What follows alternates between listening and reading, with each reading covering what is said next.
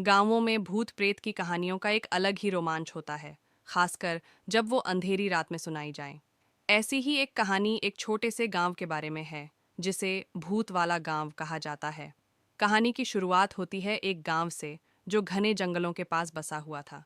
गांव में लोग साधारण जीवन जीते थे, पर इस गांव के पास एक पुराना, टूट चुका हवेली था।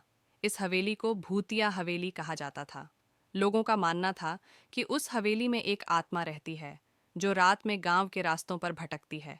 कहा जाता था कि हवेली में एक धनी जमींदार रहा करता था, जिसने गांव वालों पर बहुत अत्याचार किए थे।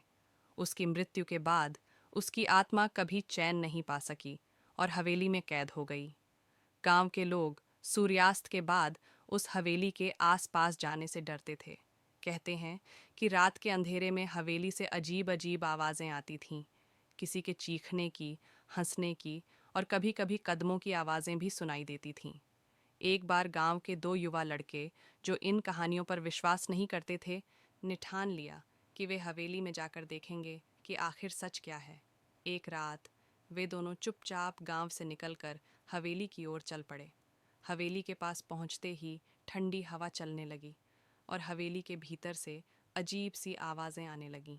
दोनों का दिल ज़ोरों से धड़कने लगा, लेकिन उन्होंने हिम्मत की और अंदर चले गए। जैसे ही वे अंदर गए, उन्हें लगा कि कोई उनकी निगरानी कर रहा है। अचानक एक भारी दरवाज़ा खुद ब खुद बंद हो गया और पूरे कमरे में घुप अंधेरा छा गया। दोनों लड़कों ने अपनी जान बचाने के लिए भागने की कोशिश की, लेकिन हवेली से बाहर निकलने का रास्ता नहीं मिला। तभी एक सफ़ेद साया उनके सामने प्रकट हुआ, जिसकी आंखें जलती हुई लग रही थीं। वह साया धीरे धीरे उनकी ओर बढ़ने लगा। डर के मारे दोनों लड़के ज़ोर ज़ोर से चिल्लाने लगे और बेहोश हो गए।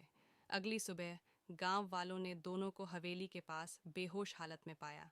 जब वे होश में आए तो उन्होंने बताया कि उस साये ने उन्हें चेतावनी दी थी कि जो भी इस हवेली के पास आएगा, उसका अंजाम बुरा होगा।